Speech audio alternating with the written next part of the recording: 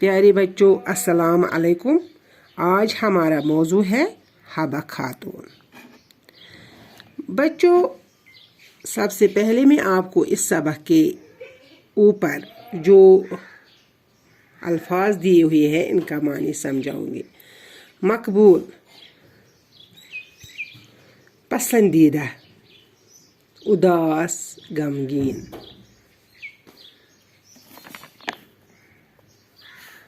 जाहिल, बेइल्म, अनपढ़, जिसने पढ़ा न हो।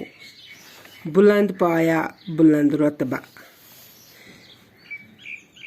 बच्चों, हबा खातून, पहले मैं आपको इस मलिका यानी हबा खातून के बारे में बताऊंगी जो एक गरीब घराने से ताल्लुक़ रखती थी। उसका असली नाम जून था।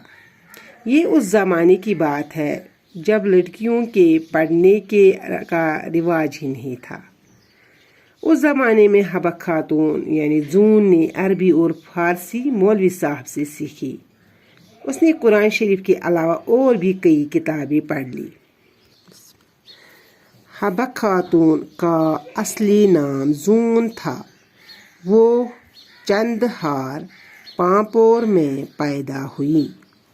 उनका बाप अब्दी राथर एक मामूली किसान था। उस ज़माने में पढ़ने का रिवाज कम था। औरतें ही नहीं मर्द भी अनपढ़ थे। गाँव में कोई मदरसा न था।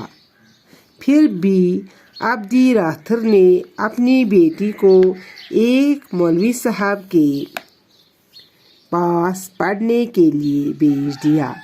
उस वक़्त जून की उम्र 5 साल थी। 2 साल में उन्होंने कुरान शरीफ पढ़ लिया।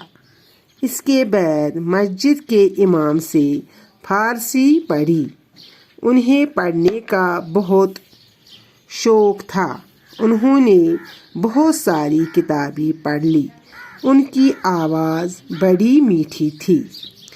बच्चों, ये आपने पढ़ा हबा खातून के बारे में। वो एक गरीब बाप की बेटी थी और उस ज़माने में लड़कियां नहीं पढ़ती थी। फिर भी उसने मौलवी साहब से मतलब उसके बाप ने उसको मौलवी साहब के पास भेजा जिसने उसको फारसी और अरबी पढ़ना सिखाया। इस तरह उसने कुरान शरीफ भी पढ़ लिया और भी कई किताबें पढ़ ली।